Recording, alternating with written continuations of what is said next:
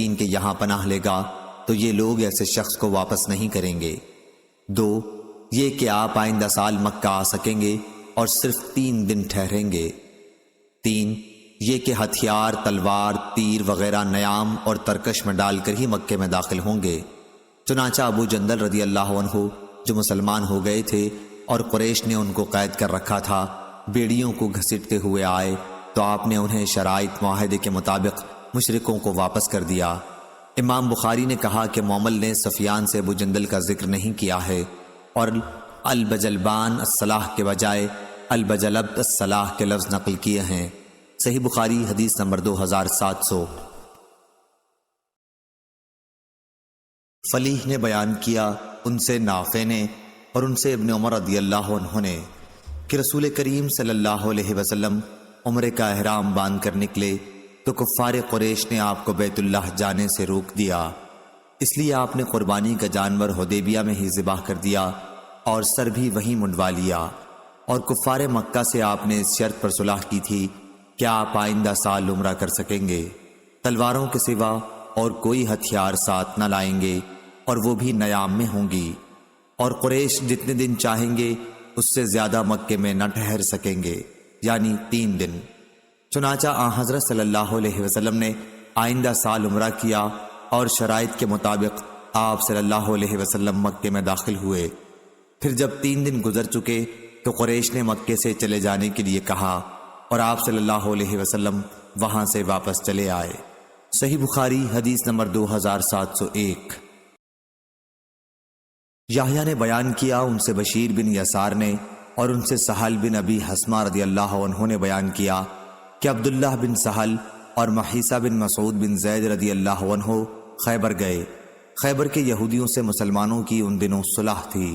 صحیح بخاری حدیث نمبر 2702۔ حمید نے بیان کیا اور ان سے انس رضی اللہ عنہ نے بیان کیا کہ نضر کی بیٹی ربی رضی اللہ عنہا نے ایک لڑکی کے دانت توڑ دیے۔ اس پر لڑکی والوں نے تاوان مانگا اور ان لوگوں نے معافی چاہی، لیکن معاف کرنے سے انہوں نے انکار کیا۔ چنانچہ نبی کریم صلی اللہ علیہ وسلم کی خدمت میں حاضر ہوئے تو آپ نے بدلہ لینے کا حکم دیا، یعنی ان کا بھی دانت توڑ دیا جائے۔ انس بن نضر رضی اللہ عنہ نے عرض کیا، یا رسول اللہ صلی اللہ علیہ وسلم، ربی کا دانت کس طرح توڑا جا سکے گا؟ نہیں، اس ذات کی قسم جس نے آپ کو حق کے ساتھ مبعوث فرمایا ہے، اس کا دانت نہیں توڑا جائے گا۔ حضور صلی اللہ علیہ وسلم نے فرمایا، انس، کتاب اللہ کا فیصلہ تو بدلہ لینے قصاص ہی کا ہے۔ چنانچہ یہ لوگ راضی ہو گئے اور معاف کر دیا۔ پھر آپ نے فرمایا کہ اللہ کے کچھ بندے ایسے بھی ہیں کہ اگر وہ اللہ کی قسم کھا لیں تو اللہ تعالیٰ خود ان کی قسم پوری کرتا ہے۔ فزاری نے اپنی روایت میں حمید سے اور انہوں نے انس رضی اللہ عنہ سے یہ زیادتی نقل کی ہے کہ وہ لوگ راضی ہو گئے اور تاوان لے لیا۔ صحیح بخاری حدیث نمبر 2703۔ ابو موسیٰ نے بیان کیا کہ میں نے حضرت امام حسن بصری سے سنا، وہ بیان کرتے تھے کہ قسم اللہ کی، جب حسن بن علی رضی اللہ عنہ معاویہ رضی اللہ عنہ کے مقابلے میں پہاڑوں جیسا لشکر لے کر پہنچے تو عمرو بن عاص رضی اللہ عنہ نے کہا، جو امیر معاویہ رضی اللہ عنہ کے خاص مشیر تھے، کہ میں ایسا لشکر دیکھ رہا ہوں جو اپنے مقابل کو نیست و نابود کیے بغیر واپس نہ جائے گا۔ معاویہ رضی اللہ عنہ نے اس پر کہا، اور قسم اللہ کی، وہ ان دونوں اصحاب میں زیادہ اچھے تھے۔ کیا اے عمرو، اگر اس لشکر نے اس لشکر کو قتل کر دیا یا اس نے اس کو کر دیا تو اللہ تعالیٰ کی بارگاہ میں لوگوں کے امور کی جواب دہی کے لیے میرے ساتھ کون ذمہ داری لے گا؟ لوگوں کی بیوہ عورتوں کی خبرگیری کے سلسلے میں میرے ساتھ کون ذمہ دار ہوگا؟ لوگوں کی آل اولاد کے سلسلے میں میرے ساتھ کون ذمہ دار ہوگا؟ آخر معاویہ رضی اللہ عنہ نے حسن رضی اللہ عنہ کے یہاں قریش کی شاخ بنو عبد شمس کے 2 آدمی بھیجے، عبد الرحمن بن سمرہ اور عبداللہ بن عامر بن کریز۔ آپ نے ان دونوں سے فرمایا کہ حسن بن علی رضی اللہ عنہ کے یہاں جاؤ اور ان کے سامنے صلح پیش کرو، ان سے اس پر گفتگو کرو اور فیصلہ انہی کی مرضی پر چھوڑ دو۔ چنانچہ یہ لوگ آئے اور آپ سے گفتگو کی اور فیصلہ آپ ہی کی مرضی پر چھوڑ دیا۔ حسن بن علی رضی اللہ عنہ نے فرمایا، ہم بنو عبد المطلب کی اولاد ہیں اور ہم کو خلافت کی وجہ سے روپیہ پیسہ خرچ کرنے کی عادت ہو گئی ہے، اور ہمارے ساتھ یہ لوگ ہیں، یہ خون خرابہ کرنے میں طاق ہیں، بغیر روپیہ دیے ماننے والے نہیں۔ وہ کہنے لگے حضرت امیر معاویہ رضی اللہ عنہ آپ کو اتنا روپیہ دینے پر راضی ہیں اور آپ سے صلح چاہتے ہیں، فیصلہ آپ کی مرضی پر چھوڑا ہے اور آپ سے پوچھا ہے۔ حضرت حسن رضی اللہ عنہ نے فرمایا کہ اس کی ذمہ داری کون لے گا؟ ان دونوں قاصدوں نے کہا کہ ہم اس کے ذمہ دار ہیں۔ حضرت حسن نے جس چیز کے متعلق بھی پوچھا تو انہوں نے یہی کہا کہ ہم اس کے ذمہ دار ہیں۔ آخر آپ نے صلح کر لی۔ پھر فرمایا کہ میں نے حضرت ابو بکر رضی اللہ عنہ سے سنا تھا، وہ بیان کرتے تھے کہ میں نے رسول اللہ صلی اللہ علیہ وسلم کو منبر پر یہ فرماتے سنا ہے، اور حسن بن علی رضی اللہ عنہ حضرت صلی اللہ علیہ وسلم کے پہلو میں تھے۔ آپ کبھی لوگوں کی طرف متوجہ ہوتے اور کبھی حسن رضی اللہ عنہ کی طرف، اور فرماتے کہ میرا یہ بیٹا سردار ہے، اور شاید اس کے ذریعے اللہ تعالی مسلمانوں کے دو عظیم گروہوں میں صلح کرائے گا۔ امام بخاری نے کہا مجھ سے علی بن عبداللہ مدینی نے بیان کیا کہ ہمارے نزدیک اس حدیث سے حسن بصری کا ابو بکر رضی اللہ عنہ سے سننا ثابت ہوا ہے۔ صحیح بخاری حدیث نمبر 2704۔ عبد الحمید نے بیان کیا ان سے سلیمان بن ہلال نے، ان سے یحییٰ بن سعید نے، ان سے ابو الرجال محمد بن عبد الرحمن نے، ان سے ان کی والدہ عمرہ بنت عبد الرحمن نے بیان کیا کہ میں نے حضرت عائشہ رضی اللہ عنہا سے سنا، انہوں نے کہا کہ رسول اللہ صلی اللہ علیہ وسلم نے دروازے پر دو جھگڑا کرنے والوں کی آواز سنی جو بلند ہو گئی تھی۔ واقعہ یہ تھا کہ ایک آدمی دوسرے سے قرض میں کچھ کمی کرنے اور تقاضے میں کچھ نرمی برتنے کے لیے کہہ رہا تھا، اور دوسرا کہتا تھا کہ اللہ کی قسم میں یہ نہیں کروں گا۔ آخر رسول اللہ صلی اللہ علیہ وسلم ان کے پاس گئے اور فرمایا کہ اس بات پر اللہ کی قسم کھانے والے صاحب کہاں ہیں کہ وہ ایک اچھا کام نہیں کریں گے؟ ان صحابی نے عرض کیا میں ہی ہوں یا رسول اللہ، اب میرا بھائی جو چاہتا ہے وہی مجھ کو بھی پسند ہے۔ صحیح بخاری حدیث نمبر 2705۔ اعرج نے بیان کیا کہ مجھ سے عبداللہ بن کعب بن مالک نے بیان کیا، اور ان سے کعب بن مالک رضی اللہ عنہ نے کہ عبداللہ بن حضرت اسلمی رضی اللہ عنہ پر ان کا قرض تھا۔ ان سے ملاقات ہوئی تو انہوں نے ان کا پیچھا کیا، آخر تکرار میں دونوں کی آواز بلند ہو گئی۔ نبی کریم صلی اللہ علیہ وسلم ادھر سے گزرے تو آپ نے فرمایا اے کعب، اور اپنے ہاتھ سے اشارہ کیا جیسے آپ کہہ رہے ہوں کہ آدھا قرض کم کر دے۔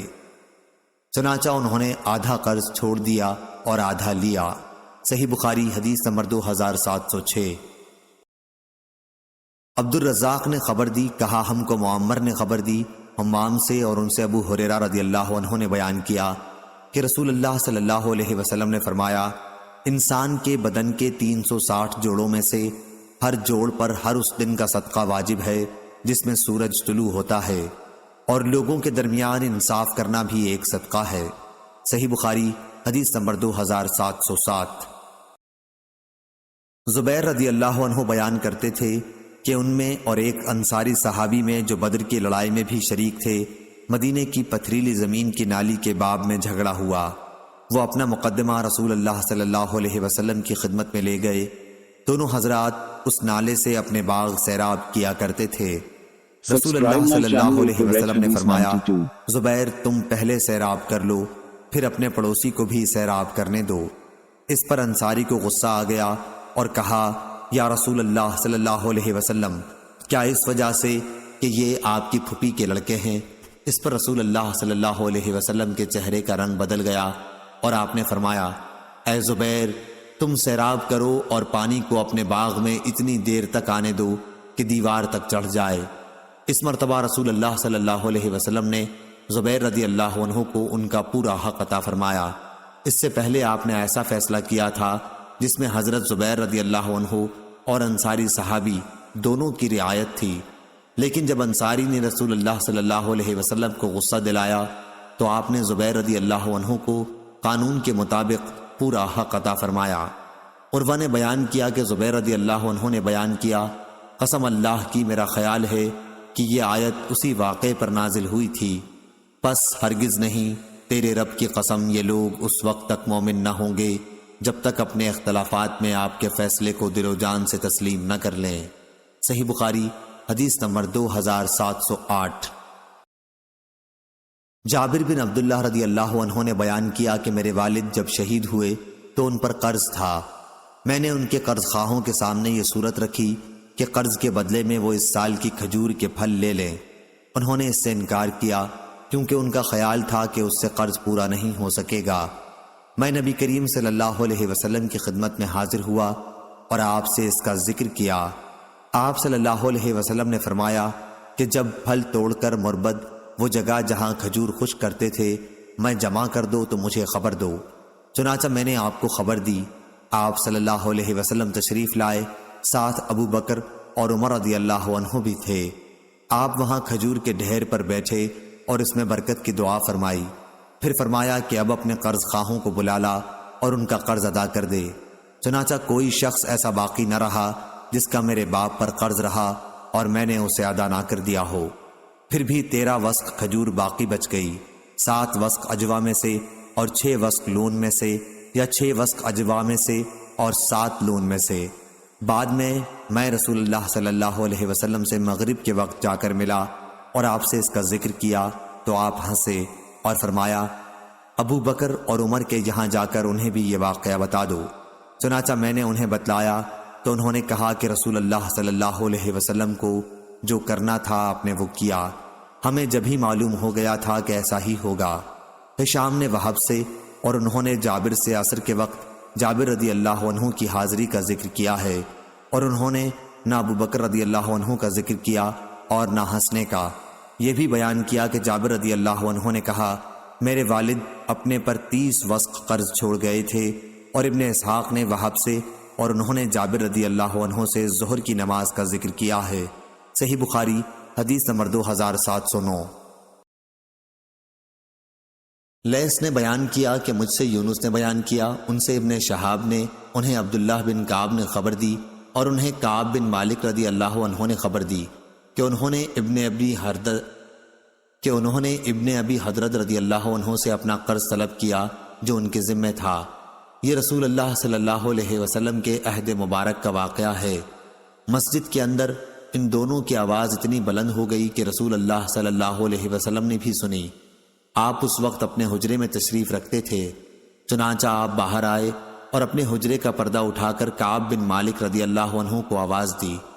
آپ نے پکارا اے کعب، انہوں نے کہا یا رسول اللہ میں حاضر ہوں۔ پھر آپ نے اپنے ہاتھ کے اشارے سے فرمایا کہ آدھا معاف کر دے۔ کعب رضی اللہ عنہ نے کہا کہ میں نے کر دیا یا رسول اللہ صلی اللہ علیہ وسلم۔ آپ نے ابن ابی حضرت رضی اللہ عنہ سے فرمایا کہ اب اٹھو اور قرض ادا کر دو۔ صحیح بخاری حدیث نمبر 2710۔ عروہ نے کہا کہ مجھے عائشہ رضی اللہ عنہا نے خبر دی کہ رسول کریم صلی اللہ علیہ وسلم ہجرت کرنے والی عورتوں کا اس آیت کی وجہ سے امتحان لیا کرتے تھے۔ اے مسلمانوں، جب تمہارے یہاں مسلمان عورتیں ہجرت کر کے آئیں تو تم ان کا امتحان لے لو، غفور الرحیم تک۔ عروہ نے کہا کہ حضرت عائشہ رضی اللہ عنہا نے کہا کہ ان عورتوں سے جو اس شرط کا اقرار کر لیتی تو رسول اللہ صلی اللہ علیہ وسلم فرماتے کہ میں نے تم سے بیعت کی۔ آپ صرف زبان سے بیعت کرتے تھے۔ قسم اللہ کی بیعت کرتے وقت آپ کے ہاتھ نے کسی بھی عورت کے ہاتھ کو کبھی نہیں چھوا، بلکہ آپ صرف زبان سے بیعت لیا کرتے تھے۔ صحیح بخاری حدیث نمبر 2713۔ زیاد بن علاقہ نے بیان کیا کہ میں نے جریر رضی اللہ عنہ سے سنا، آپ بیان کرتے تھے کہ میں نے رسول اللہ صلی اللہ علیہ وسلم سے بیعت کی تو آپ نے مجھ سے ہر مسلمان کے ساتھ خیر خواہی کرنے کی شرط پر بیعت کی تھی۔ صحیح بخاری حدیث نمبر 2714۔ اسماعیل نے بیان کیا، ان سے قیس بن ابی حازم نے اور ان سے جریر بن عبداللہ رضی اللہ عنہ نے بیان کیا کہ رسول اللہ صلی اللہ علیہ وسلم سے میں نے نماز قائم کرنے، زکوٰۃ ادا کرنے اور ہر مسلمان کے ساتھ خیر خواہی کرنے کی شرطوں کے ساتھ بیعت کی تھی۔ صحیح بخاری حدیث نمبر 2715۔ امام مالک نے خبر دی، انہیں نافع نے اور انہیں عبداللہ بن عمر رضی اللہ عنہ نے، کہ رسول اللہ صلی اللہ علیہ وسلم نے فرمایا جس نے کوئی ایسا کھجور کا باغ بیچا جس کی پیوند کاری ہو چکی تھی تو اس کا پھل اس سال کے بیچنے والے ہی کا ہوگا۔ ہاں اگر خریدار شرط لگا دے تو پھل سمیت بائع سمجھی جائے گی۔ صحیح بخاری حدیث نمبر 2716۔ لیث نے بیان کیا، ان سے ابن شہاب نے، ان سے عروہ نے، اور انہیں عائشہ رضی اللہ عنہا نے خبر دی کہ بریرہ عائشہ رضی اللہ عنہا کے یہاں اپنے مکاتبت کے بارے میں ان سے مدد لینے کے لیے آئیں۔ انہوں نے ابھی تک اس معاملے میں اپنے مالکوں کو کچھ نہیں دیا تھا۔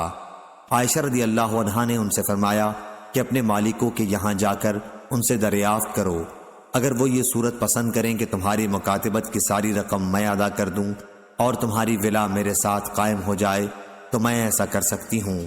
بریرہ نے اس کا تذکرہ جب اپنے مالکوں کے سامنے کیا تو انہوں نے انکار کیا اور کہا کہ وہ عائشہ رضی اللہ عنہا اگر چاہیں تو یہ کار ثواب تمہارے ساتھ کر سکتی ہیں، لیکن ولا تو ہمارے ہی ساتھ قائم ہوگی۔ عائشہ رضی اللہ عنہا نے اس کا ذکر رسول اللہ صلی اللہ علیہ وسلم سے کیا تو آپ نے ان سے فرمایا کہ تم انہیں خرید کر آزاد کر دو، ولا تو بہرحال اسی کے ساتھ قائم ہوتی ہے جو آزاد کر دے۔ صحیح بخاری حدیث نمبر 2717۔ زکریا نے بیان کیا، کہا کہ میں نے عامر سے سنا، انہوں نے بیان کیا کہ مجھ سے جابر رضی اللہ عنہ نے بیان کیا کہ وہ ایک غزوہ کے موقع پر اپنے اونٹ پر سوار آ رہے تھے۔ اونٹ تھک گیا تھا، حضور اکرم صلی اللہ علیہ وسلم کا ادھر سے گزر ہوا تو آپ نے اونٹ کو ایک ضرب لگائی اور اس کے حق میں دعا فرمائی، چنانچہ اونٹ اتنی تیزی سے چلنے لگا کہ کبھی اس طرح نہیں چلا تھا۔ پھر آپ نے فرمایا کہ اسے ایک اوقیہ میں مجھے بیچ دو۔ میں نے انکار کیا، مگر آپ کے اصرار پر پھر میں نے آپ کے ہاتھ پر بیچ دیا، لیکن اپنے گھر تک اس پر سواری کو مستثنی کرا لیا۔ پھر جب ہم مدینہ پہنچ گئے تو میں نے اونٹ آپ کو پیش کر دیا اور آپ نے اس کی قیمت بھی ادا کر دی، لیکن جب میں واپس ہونے لگا تو میرے پیچھے ایک صاحب کو مجھے بلانے کے لیے بھیجا۔ میں حاضر ہوا تو آپ نے فرمایا کہ میں تمہارا اونٹ کوئی لے تھوڑا ہی رہا تھا، اپنا اونٹ لے جاؤ، یہ تمہارا ہی مال ہے، اور قیمت واپس نہیں لی۔ شعبہ نے مغیرہ کے واسطے سے بیان کیا، ان سے عامر نے اور ان سے جابر رضی اللہ عنہ نے بیان کیا کہ رسول اللہ صلی اللہ علیہ وسلم نے مدینہ تک اونٹ پر مجھے سوار ہونے کی اجازت دی تھی۔ اسحاق نے جریر سے بیان کیا اور ان سے مغیرہ نے کہ جابر رضی اللہ عنہ نے فرمایا تھا، پس میں نے اونٹ اس شرط پر بیچ دیا کہ مدینہ پہنچنے تک اس پر میں سوار رہوں گا۔ عطا وغیرہ نے بیان کیا کہ رسول اللہ صلی اللہ علیہ وسلم نے فرمایا تھا، اس پر مدینے تک کی سواری تمہاری ہے۔ محمد بن منقدر نے جابر رضی اللہ عنہ سے بیان کیا کہ انہوں نے مدینہ تک سواری کی شرط لگائی تھی۔ زید بن اسلم نے جابر رضی اللہ عنہ کے واسطے سے بیان کیا کہ رسول اللہ صلی اللہ علیہ وسلم نے فرمایا تھا، مدینے تک اس پر تم ہی رہو گے۔ ابو زبیر نے جابر رضی اللہ عنہ سے بیان کیا کہ مدینے تک کی سواری کی حضور صلی اللہ علیہ وسلم نے مجھے اجازت دی تھی۔ عامش نے سالم سے بیان کیا اور ان سے جابر رضی اللہ عنہ نے کہ رسول اللہ صلی اللہ علیہ وسلم نے فرمایا، اپنے گھر تک تم اسی پر سوار ہو کے جاؤ۔ عبید اللہ اور ابن اسحاق نے وہب سے بیان کیا اور ان سے جابر رضی اللہ عنہ نے کہ اونٹ کو رسول اللہ صلی اللہ علیہ وسلم نے ایک اوقیہ میں خریدا تھا۔ اس روایت کی مطابقت زید بن اسلم نے جابر رضی اللہ عنہ سے کی ہے۔ ابن جریج نے عطا وغیرہ سے بیان کیا اور ان سے جابر رضی اللہ عنہ نے کہ نبی کریم صلی اللہ علیہ وسلم نے فرمایا تھا، میں تمہارا یہ اونٹ 4 دینار میں لیتا ہوں، اس حساب سے کہ 1 دینار 10 درہم کا ہوتا ہے، 4 دینار کا ایک اوقیہ ہوگا۔ مغیرہ نے شعبی کے واسطے سے اور انہوں نے جابر رضی اللہ عنہ سے ان کی روایت میں، اور اسی طرح ابن المنقدر اور ابو زبیر نے جابر رضی اللہ عنہ سے اپنی روایت میں قیمت کا ذکر نہیں کیا ہے۔ عامش نے سالم سے اور انہوں نے جابر رضی اللہ عنہ سے اپنی روایت میں 1 اوقیہ سونے کی وضاحت کی ہے۔ ابو اسحاق نے سالم سے اور انہوں نے جابر رضی اللہ عنہ سے اپنی روایت میں 200 درہم بیان کیے ہیں، اور داؤد بن قیس نے بیان کیا، ان سے عبید اللہ بن مقسم نے اور ان سے جابر رضی اللہ عنہ نے کہ حضرت صلی اللہ علیہ وسلم نے اونٹ تبوک کے راستے میں غزوہ سے واپس ہوتے ہوئے خریدا تھا۔ میرا خیال ہے کہ انہوں نے کہا کہ 4 اوقیہ میں خریدا تھا۔ ابو نضرہ نے جابر رضی اللہ عنہ سے روایت میں بیان کیا کہ 20 دینار میں خریدا تھا۔ شعبی کے بیان کے مطابق 1 اوقیہ ہی زیادہ روایتوں میں ہے، اسی طرح شرط لگانا بھی زیادہ روایتوں سے ثابت ہے اور میرے نزدیک صحیح بھی یہی ہے۔ یہ ابو عبداللہ امام بخاری رحمہ اللہ نے فرمایا۔ صحیح بخاری حدیث نمبر 2718۔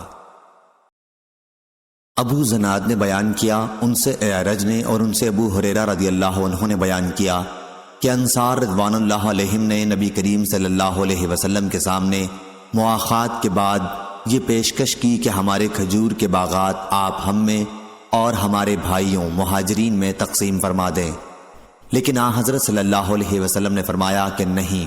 اس پر انصار نے مہاجرین سے کہا کہ آپ لوگ ہمارے باغوں کے کام کر دیا کریں اور ہمارے ساتھ پھل میں شریک ہو جائیں۔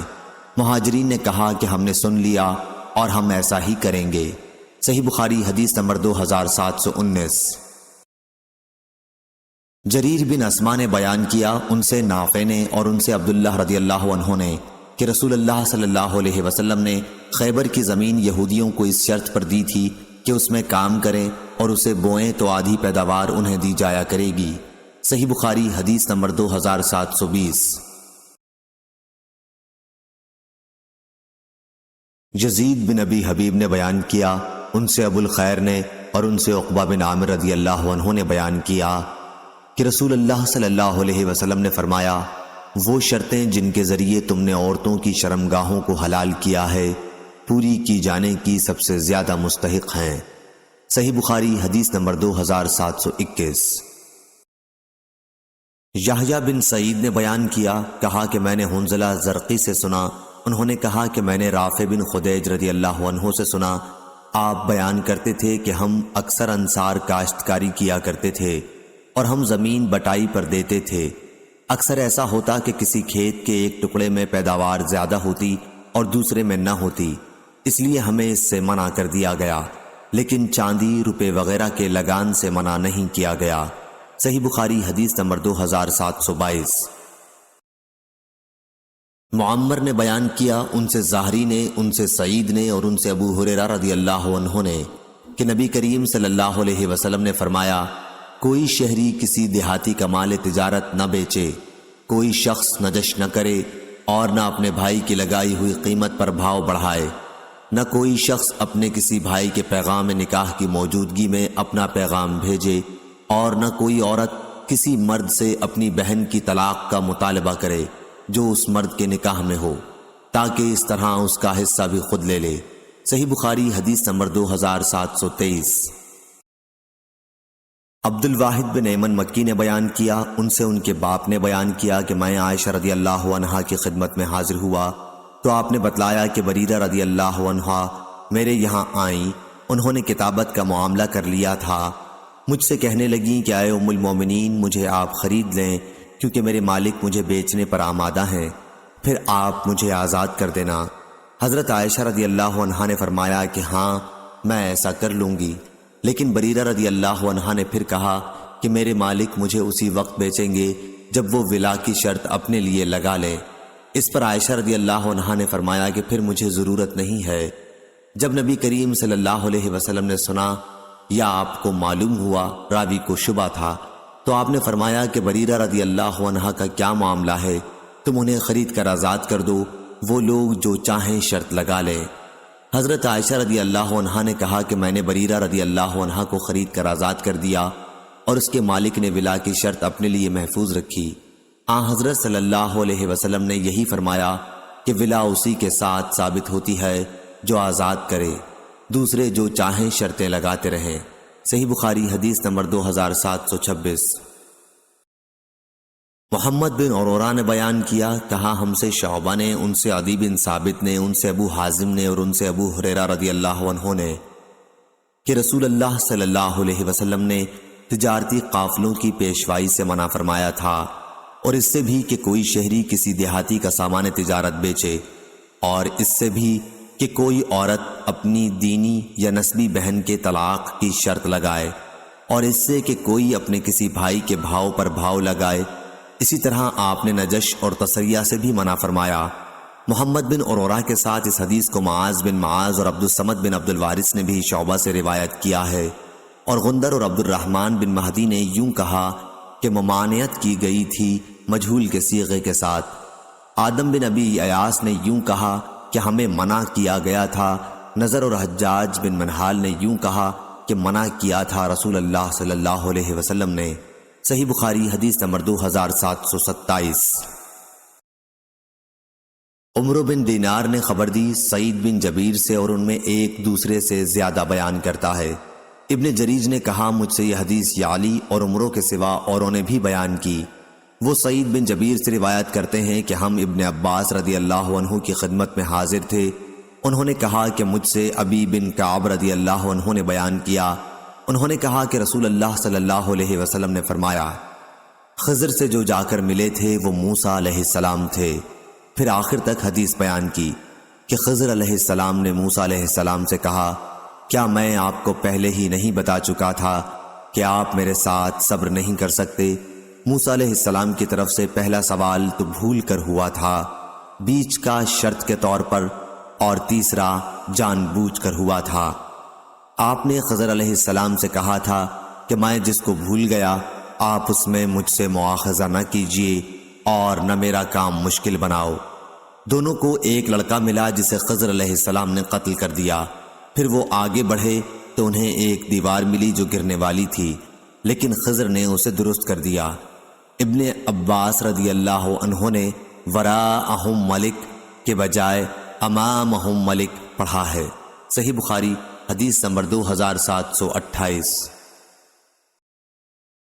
امام مالک نے بیان کیا، انہوں نے ہشام بن عروہ سے، ان سے ان کے والد نے اور ان سے عائشہ رضی اللہ عنہا نے بیان کیا کہ میرے پاس بریرہ رضی اللہ عنہا آئیں اور کہنے لگیں کہ میں نے اپنے مالک سے 9 اوقیہ چاندی پر مکاتبت کر لی ہے، ہر سال 1 اوقیہ دینا ہوگا، آپ بھی میری مدد کیجیے۔ عائشہ رضی اللہ عنہا نے فرمایا کہ اگر تمہارے مالک چاہیں تو میں ایک دم انہیں اتنی قیمت ادا کر سکتی ہوں، لیکن تمہاری ولا میرے ساتھ قائم ہوگی۔ بریرہ رضی اللہ عنہا اپنے مالکوں کے یہاں گئیں اور ان سے اس صورت کا ذکر کیا، لیکن انہوں نے ولا کے لیے انکار کیا۔ جب وہ ان کے یہاں سے واپس ہوئیں تو رسول اللہ صلی اللہ علیہ وسلم بھی تشریف فرما تھے۔ انہوں نے کہا کہ میں نے اپنے مالکوں کے سامنے یہ صورت رکھی تھی، لیکن وہ کہتے تھے کہ ولا انہی کے ساتھ قائم رہے گی۔ نبی کریم صلی اللہ علیہ وسلم نے بھی یہ بات سنی اور حضرت عائشہ رضی اللہ عنہا نے آپ کو صورتحال سے آگاہ کیا۔ آپ نے فرمایا کہ تو انہیں خرید لے اور انہیں ولا کی شرط لگانے دے، ولا تو اسی کے ساتھ قائم ہو سکتی ہے جو آزاد کرے۔ چنانچہ عائشہ رضی اللہ عنہا نے ایسا ہی کیا۔ پھر رسول اللہ صلی اللہ علیہ وسلم صحابہ میں گئے اور اللہ تعالیٰ کی حمد و ثنا کے بعد فرمایا کہ کچھ لوگوں کو کیا ہو گیا ہے کہ وہ ایسی شرطیں لگاتے ہیں جن کا کوئی پتہ کتاب اللہ میں نہیں ہے۔ ایسی کوئی بھی شرط جس کا پتہ کتاب اللہ میں نہ ہو باطل ہے، خواہ 100 شرطیں کیوں نہ لگا لی جائیں۔ اللہ کا فیصلہ ہی حق ہے اور اللہ کی شرطیں ہی پائیدار ہیں، اور ولا تو اسی کو ملے گی جو آزاد کرے گا۔ صحیح بخاری حدیث نمبر 2729۔ امام مالک نے خبر دی نافع سے اور ان سے عبداللہ بن عمر رضی اللہ عنہ نے کہا کہ جب ان کے ہاتھ پاؤں خیبر والوں نے توڑ ڈالے تو عمر رضی اللہ عنہ خطبہ دینے کے لیے کھڑے ہوئے۔ آپ رضی اللہ عنہ نے فرمایا کہ رسول اللہ صلی اللہ علیہ وسلم نے جب خیبر کے یہودیوں سے ان کی جائیداد کا معاملہ کیا تھا تو آپ صلی اللہ علیہ وسلم نے فرمایا تھا کہ جب تک اللہ تعالیٰ تمہیں قائم رکھے ہم بھی قائم رکھیں گے۔ اور عبداللہ بن عمر وہاں اپنے اموال کے سلسلے میں گئے تو رات میں ان کے ساتھ مار پیٹ کا معاملہ کیا گیا جس سے ان کے پاؤں ٹوٹ گئے۔ خیبر میں ان کے سوا اور کوئی ہمارا دشمن نہیں، وہی ہمارے دشمن ہیں اور انہی پر ہمیں شبہ ہے، اس لیے میں انہیں جلا وطن کر دینا ہی مناسب جانتا ہوں۔ جب عمر رضی اللہ عنہ نے اس کا پختہ ارادہ کر لیا تو بنو ابی حقیق، ایک یہودی خاندان کا ایک شخص تھا، آیا اور کہا یا امیر المومنین، کیا آپ ہمیں جلا وطن کر دیں گے؟ حالانکہ محمد صلی اللہ علیہ وسلم نے ہمیں یہاں باقی رکھا تھا اور ہم سے جائیداد کا ایک معاملہ بھی کیا تھا اور اس کی ہمیں خیبر میں رہنے دینے کی شرط بھی آپ نے لگائی تھی۔ عمر رضی اللہ عنہ نے اس پر فرمایا کیا تم یہ سمجھتے ہو کہ میں رسول اللہ صلی اللہ علیہ وسلم کا فرمان بھول گیا ہوں؟ جب حضور صلی اللہ علیہ وسلم نے کہا تھا کہ تمہارا کیا حال ہوگا جب تم خیبر سے نکالے جاؤ گے اور تمہارے اونٹ تمہیں راتوں رات لیے پھریں گے، اس نے کہا یہ تو ابو القاسم حضور صلی اللہ علیہ وسلم کا ایک مذاق تھا۔ عمر رضی اللہ عنہ نے فرمایا خدا کے دشمن تم نے جھوٹی بات کہی۔ چنانچہ عمر رضی اللہ عنہ نے انہیں شہر بدر کر دیا اور ان کے پھلوں کی کچھ نقد قیمت، کچھ مال اور اونٹ اور دوسرے سامان یعنی کجاوے اور رسیوں کی صورت میں ادا کر دی۔ اس کی روایت حماد بن سلمہ نے عبید اللہ سے نقل کی ہے، جیسا کہ مجھے یقین ہے، نافع سے، اور انہوں نے ابن عمر رضی اللہ عنہ سے، اور انہوں نے عمر رضی اللہ عنہ سے، اور انہوں نے نبی کریم صلی اللہ علیہ وسلم سے مختصر طور پر۔ صحیح بخاری حدیث نمبر 2730۔ عقیل نے زہری سے بیان کیا، ان سے عروہ نے اور ان سے عائشہ رضی اللہ عنہا نے، کہ رسول اللہ صلی اللہ علیہ وسلم عورتوں کا جو مکے سے مسلمان ہونے کی وجہ سے ہجرت کر کے مدینہ آتی تھیں امتحان لیتے تھے۔ زہری نے بیان کیا کہ ہم تک یہ روایت پہنچی ہے کہ جب اللہ تعالیٰ نے یہ آیت نازل فرمائی کہ مسلمان وہ سب کچھ ان مشرکوں کو واپس کر دیں جو انہوں نے اپنی ان بیویوں پر خرچ کیا ہو جو اب مسلمان ہو کر ہجرت کر کے آئی ہیں، اور مسلمانوں کو حکم دیا کہ کافر عورتوں کو اپنے نکاح میں نہ رکھیں، تو عمر رضی اللہ عنہ نے اپنی 2 بیویوں قریبہ بنت ابی امیہ اور ایک جرول خزائی کی لڑکی کو طلاق دے دی۔ بعد میں قریبہ سے معاویہ رضی اللہ عنہ نے شادی کر لی تھی، کیونکہ اس وقت معاویہ مسلمان نہیں ہوئے تھے، اور دوسری بیوی سے ابو جہم نے شادی کر لی تھی، لیکن جب کفار نے مسلمانوں کے ان اخراجات کو ادا کرنے سے انکار کیا جو انہوں نے اپنی کافرہ بیویوں پر کیے تھے، تو اللہ تعالیٰ نے یہ آیت نازل فرمائی، اور تمہاری بیویوں میں سے کوئی کافروں کے یہاں چلی گئی تو وہ معاوضہ تم خود ہی لے لو۔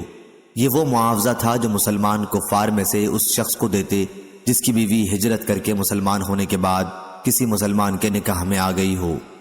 پس اللہ نے اب یہ حکم دیا کہ جس مسلمان کی بیوی مرتد ہو کر کفار کے یہاں چلی جائے، اس کے مہر و نفقہ کے اخراجات ان کفار کی عورتوں کے مہر سے ادا کر دیے جائیں جو ہجرت کر کے آ گئی ہیں، اور کسی مسلمان نے ان سے نکاح کر لیا ہے، اگرچہ ہمارے پاس اس کا کوئی ثبوت نہیں کہ کوئی مہاجرہ بھی ایمان کے بعد مرتد ہوئی ہوں، اور ہمیں یہ روایت بھی معلوم ہوئی کہ ابو بصیر بن اسید ثقفی رضی اللہ عنہ جب نبی کریم صلی اللہ علیہ وسلم کی خدمت میں مومن و مہاجر کی حیثیت سے معاہدے کی مدت کے اندر ہی حاضر ہوئے، تو اخنس بن شریق نے نبی کریم صلی اللہ علیہ وسلم کو ایک تحریر لکھی جس میں اس نے ابو بصیر رضی اللہ عنہ کی واپسی کا مطالبہ آپ سے کیا تھا۔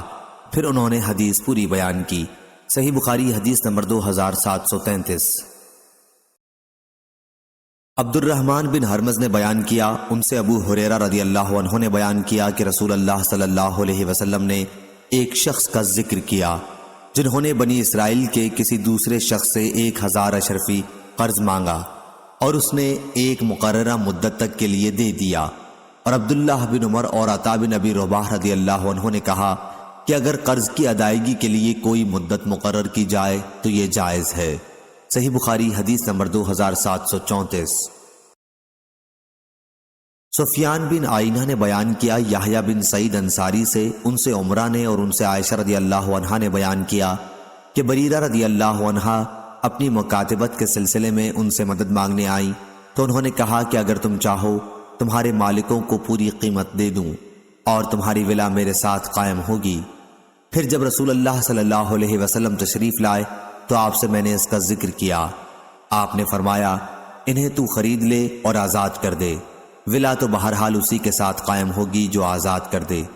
پھر رسول اللہ صلی اللہ علیہ وسلم منبر پر تشریف لائے اور فرمایا ان لوگوں کو کیا ہو گیا ہے جو ایسی شرطیں لگاتے ہیں جن کا کوئی پتہ کتاب اللہ میں نہیں ہے۔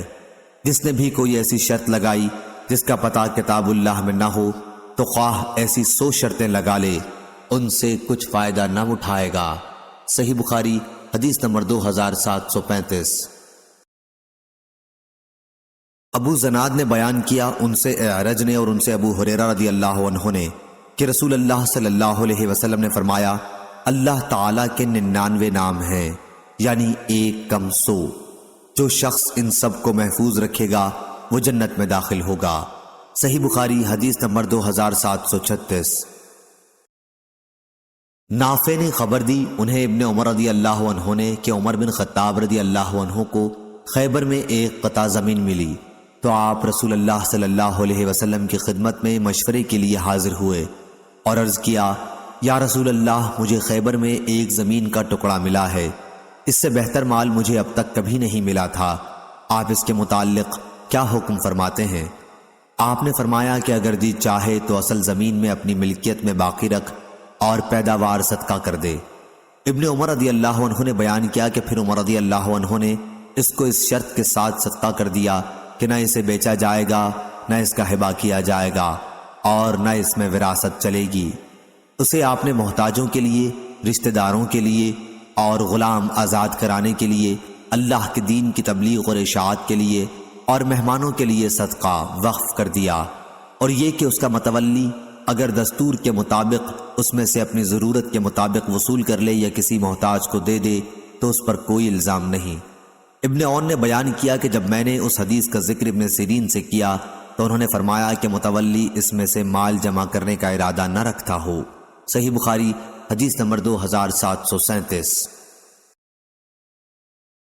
امام مالک نے خبر دی نافع سے، وہ عبداللہ بن عمر رضی اللہ عنہ سے، کہ رسول اللہ صلی اللہ علیہ وسلم نے فرمایا، کسی مسلمان کے لیے جن کے پاس وصیت کے قابل کوئی بھی مال ہو درست نہیں کہ 2 رات بھی وصیت کو لکھ کر اپنے پاس محفوظ رکھے بغیر گزارے۔ امام مالک کے ساتھ اس روایت کی مطابقت محمد بن مسلم نے عمر بن دینار سے کی ہے، انہوں نے ابن عمر رضی اللہ عنہ سے، اور انہوں نے نبی کریم صلی اللہ علیہ وسلم سے روایت کی ہے۔ صحیح بخاری حدیث نمبر 2738۔ اسحاق نے عمر بن عبداللہ سے بیان کیا اور ان سے رسول اللہ صلی اللہ علیہ وسلم کے نسبتی بھائی عمر بن حارث رضی اللہ عنہ نے، جو جویریہ بنت حارث رضی اللہ عنہا ام المومنین کے بھائی ہیں، بیان کیا کہ رسول اللہ صلی اللہ علیہ وسلم نے اپنی وفات کے بعد سوائے اپنے سفید خچر، اپنے ہتھیار اور اپنی زمین کے جسے آپ صلی اللہ علیہ وسلم وقف کر گئے تھے، نہ کوئی درہم چھوڑا تھا، نہ دینار، نہ غلام، نہ باندی، اور نہ کوئی چیز۔ صحیح بخاری حدیث نمبر 2739۔ طلحہ بن مصرف نے بیان کیا، انہوں نے بیان کیا کہ میں نے عبداللہ بن ابی اوفر رضی اللہ عنہ سے سوال کیا کہ رسول اللہ صلی اللہ علیہ وسلم نے کوئی وصیت کی تھی؟ انہوں نے کہا کہ نہیں۔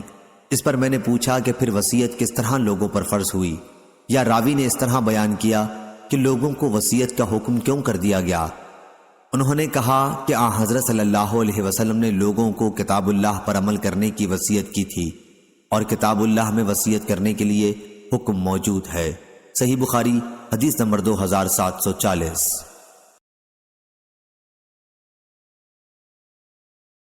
اسماعیل بن علیہ نے خبر دی عبداللہ بن عون سے، انہیں ابراہیم نخعی نے ان سے اسود بن یزید نے بیان کیا کہ عائشہ رضی اللہ عنہا کے یہاں کچھ لوگوں نے ذکر کیا کہ علی کرم اللہ وجہ نبی کریم صلی اللہ علیہ وسلم کے وصی تھے، تو آپ نے کہا کہ کب انہیں وصی بنایا؟ میں تو آپ کے وصال کے وقت سر مبارک اپنے سینے پر، یا انہوں نے بجائے سینے کے کہا کہ اپنی گود میں رکھے ہوئے تھی۔ پھر آپ نے پانی کا طشت منگوایا تھا کہ اتنے میں سر مبارک میری گود میں جھک گیا اور میں سمجھ نہ سکی کہ آپ کی وفات ہو چکی ہے، تو آپ نے علی کو وصی کب بنایا؟ صحیح بخاری حدیث نمبر 2741۔ سعد بن ابی وقاص رضی اللہ عنہ نے بیان کیا کہ نبی کریم صلی اللہ علیہ وسلم حجۃ الوداع میں میری عیادت کو تشریف لائے۔ میں اس وقت مکے میں تھا۔ حضور اکرم صلی اللہ علیہ وسلم اس سرزمین پر موت کو پسند نہیں فرماتے تھے جہاں سے کوئی ہجرت کر چکا ہو۔ حضرت صلی اللہ علیہ وسلم نے فرمایا، اللہ ابن عفرہ سعد بن خولہ رضی اللہ عنہ پر رحم فرمائے۔ میں نے عرض کیا، یا رسول اللہ صلی اللہ علیہ وسلم، میں اپنے سارے مال و دولت کی وصیت کر دوں؟ آپ نے فرمایا کہ نہیں۔ میں نے پوچھا پھر آدھے کی کر دوں؟ آپ نے اس پر بھی یہی فرمایا کہ نہیں۔ میں نے پوچھا پھر تہائی کی کر دوں؟ آپ صلی اللہ علیہ وسلم نے فرمایا، تہائی کی کر سکتے ہو، اور یہ بھی بہت ہے۔ اگر تم اپنے وارثوں کو اپنے پیچھے مالدار چھوڑو تو یہ اس سے بہتر ہے کہ انہیں محتاج چھوڑ دو کہ لوگوں کے سامنے ہاتھ پھیلاتے پھریں۔ اس میں کوئی شبہ نہیں کہ جب تم اپنی کوئی چیز اللہ کے لیے خرچ کرو گے تو وہ خیرات ہے، یہاں تک کہ وہ لقمہ بھی جو تم اپنی بیوی کے منہ میں ڈالو گے وہ بھی خیرات ہے۔ اور ابھی وصیت کرنے کی کوئی ضرورت بھی نہیں، ممکن ہے کہ اللہ تعالیٰ تمہیں شفا دے اور اس کے بعد تم سے بہت سے لوگوں کو فائدہ ہو اور دوسرے بہت سے لوگ اسلام کے مخالف نقصان اٹھائیں۔ اس وقت حضرت سعد رضی اللہ عنہ کی صرف ایک بیٹی تھیں۔ صحیح بخاری حدیث نمبر 2742۔ سفیان بن عینہ نے بیان کیا، ان سے ہشام بن عروہ نے، ان سے ان کے والد نے، اور ان سے ابن عباس رضی اللہ عنہ نے بیان کیا، کاش لوگ وصیت کو چوتھائی تک کم کر دیتے تو بہتر ہوتا، کیونکہ رسول اللہ صلی اللہ علیہ وسلم نے فرمایا تھا کہ تم تہائی کی وصیت کر سکتے ہو، اور تہائی بھی بہت ہے، یا آپ صلی اللہ علیہ وسلم نے یہ فرمایا کہ یہ بڑی رقم ہے۔ صحیح بخاری حدیث نمبر 2743۔ زکریا بن عدی نے بیان کیا، ان سے مروان بن معاویہ نے، ان سے ہاشم بن ہاشم نے، ان سے عامر بن سعد نے، اور ان سے ان کے باپ سعد بن ابی وقاص نے بیان کیا کہ میں مکے میں بیمار پڑا تو رسول اللہ صلی اللہ علیہ وسلم میری عیادت کے لیے تشریف لائے۔ میں نے عرض کیا، یا رسول اللہ صلی اللہ علیہ وسلم میرے لیے دعا کیجئے کہ اللہ مجھے الٹے پاؤں واپس نہ کر دے، یعنی مکہ میں میری موت نہ ہو۔ آپ نے فرمایا، ممکن ہے کہ اللہ تعالیٰ تمہیں صحت دے اور تم سے بہت سے لوگ نفع اٹھائیں۔ میں نے عرض کیا، میرا ارادہ وصیت کرنے کا ہے، ایک لڑکی کے سوا اور میرے کوئی اولاد نہیں۔ میں نے پوچھا، کیا آدھے مال کی وصیت کر دوں؟ آپ نے فرمایا کہ آدھا تو بہت ہے۔ پھر میں نے پوچھا، تو تہائی کی کر دوں؟ فرمایا کہ تہائی کی کر سکتے ہو، اگرچہ یہ بھی بہت ہے، یا یہ فرمایا کہ بڑی رقم ہے۔ چنانچہ لوگ بھی تہائی کی وصیت کرنے لگے اور یہ ان کے لیے جائز ہو گئی۔ صحیح بخاری حدیث نمبر 2744۔ عبداللہ بن مسلمہ قامبی نے بیان کیا، کہا ہم سے امام مالک نے ابن شہاب سے، وہ عروہ بن زبیر سے، اور ان سے نبی کریم صلی اللہ علیہ وسلم کی زوجہ مطہرہ عائشہ رضی اللہ عنہا نے بیان کیا کہ عتبہ بن ابی وقاص نے مرتے وقت اپنے بھائی سعد بن ابی وقاص رضی اللہ عنہ کو یہ وصیت کی تھی کہ زماں کی باندی کا لڑکا میرا ہے، اس لیے تم اسے لے لینا۔ چنانچہ فتح مکہ کے موقع پر سعد رضی اللہ عنہ نے اسے لے لیا اور کہا کہ میرے بھائی کا لڑکا ہے۔ انہوں نے اس بارے میں مجھے اس کی وصیت کی تھی۔ پھر عبد بن زماں رضی اللہ عنہ اٹھے اور کہنے لگے کہ یہ تو میرا بھائی ہے، میرے باپ کی لونڈی نے اس کو جنا ہے اور میرے باپ کے بستر پر پیدا ہوا ہے۔ پھر یہ دونوں نبی کریم صلی اللہ علیہ وسلم کی خدمت میں حاضر ہوئے۔ سعد بن ابی وقاص رضی اللہ عنہ نے عرض کیا، یا رسول اللہ صلی اللہ علیہ وسلم، یہ میرے بھائی کا لڑکا ہے، مجھے اس نے وصیت کی تھی۔ لیکن عبد بن زماں رضی اللہ عنہ نے عرض کیا کہ یہ میرا بھائی ہے اور میرے والد کی باندی کا لڑکا ہے۔ نبی کریم صلی اللہ علیہ وسلم نے فیصلہ یہ فرمایا کہ لڑکا تمہارا ہی ہے عبد بن زماں، بچہ فراش کے تحت ہوتا ہے اور زانی کے حصے میں پتھر ہیں۔ لیکن آپ نے سودا بنت زماں رضی اللہ عنہا سے فرمایا کہ اس لڑکے سے پردہ کر، کیونکہ آپ نے عتبہ کی مشابہت اس لڑکے میں صاف پائی تھی۔ چنانچہ اس کے بعد اس لڑکے نے سودا رضی اللہ عنہا کو کبھی نہ دیکھا تاکہ آپ اللہ تعالیٰ سے جا ملی۔ صحیح بخاری حدیث نمبر 2745۔ حمام نے بیان کیا قتادہ سے اور ان سے انس رضی اللہ عنہ نے کہ ایک یہودی نے ایک انصاری لڑکی کا سر دو پتھروں کے درمیان میں رکھ کر کچل دیا تھا۔ لڑکی سے پوچھا گیا کہ تمہارا سر اس طرح کس نے کیا ہے؟ کیا فلاں شخص نے کیا؟ فلاں نے کیا؟ آخر یہودی کا بھی نام لیا گیا جس نے اس کا سر کچل دیا تھا، تو لڑکی نے سر کے اشارے سے ہاں میں جواب دیا۔ پھر وہ یہودی بلایا گیا اور آخر اس نے بھی اقرار کر لیا، اور نبی کریم صلی اللہ علیہ وسلم کے حکم سے اس کا بھی پتھر سے سر کچل دیا گیا۔ صحیح بخاری حدیث نمبر 2746۔ محمد بن یوسف فریابی نے بیان کیا ورقہ سے، انہوں نے ابن ابی نجیح سے، ان سے عطا نے اور ان سے ابن عباس رضی اللہ عنہ نے بیان کیا کہ شروع اسلام میں میراث کا مال اولاد کو ملتا تھا اور والدین کے لیے وصیت ضروری تھی، لیکن اللہ تعالیٰ نے جس طرح چاہا اس حکم کو منسوخ کر دیا۔ پھر لڑکے کا حصہ دو لڑکیوں کے برابر قرار دیا اور والدین میں سے ہر ایک کا چھٹا حصہ اور بیوی کا، اولاد کی موجودگی میں 8واں حصہ اور اولاد کے نہ ہونے کی صورت میں چوتھا حصہ قرار دیا۔ اسی طرح شوہر کا اولاد نہ ہونے کی صورت میں آدھا اور اولاد ہونے کی صورت میں چوتھائی حصہ قرار دیا۔ صحیح بخاری حدیث نمبر 2747۔ ابو اسامہ نے بیان کیا سفیان سوری سے، وہ عمارہ سے، ان سے ابو ذرا نے اور ان سے ابو ہریرہ رضی اللہ عنہ نے بیان کیا کہ ایک صحابی نے رسول اللہ صلی اللہ علیہ وسلم سے پوچھا، یا رسول اللہ صلی اللہ علیہ وسلم، کون سا صدقہ افضل ہے؟ فرمایا یہ کہ صدقہ تندرستی کی حالت میں کر کہ تجھ کو اس مال کو باقی رکھنے کی خواہش بھی ہو جس سے کچھ سرمایہ جمع ہو جانے کی تمہیں امید ہو، اور اسے خرچ کرنے کی صورت میں محتاجی کا ڈر ہو، اور اس میں تاخیر نہ کر کہ جب روح حلق تک پہنچ جائے تو کہنے بیٹھ جائے کہ اتنا مال فلاں کے لیے، فلانے کو اتنا دینا، اب تو فلانے کا ہو ہی گیا تو دنیا سے چلا۔ صحیح بخاری حدیث نمبر 2748۔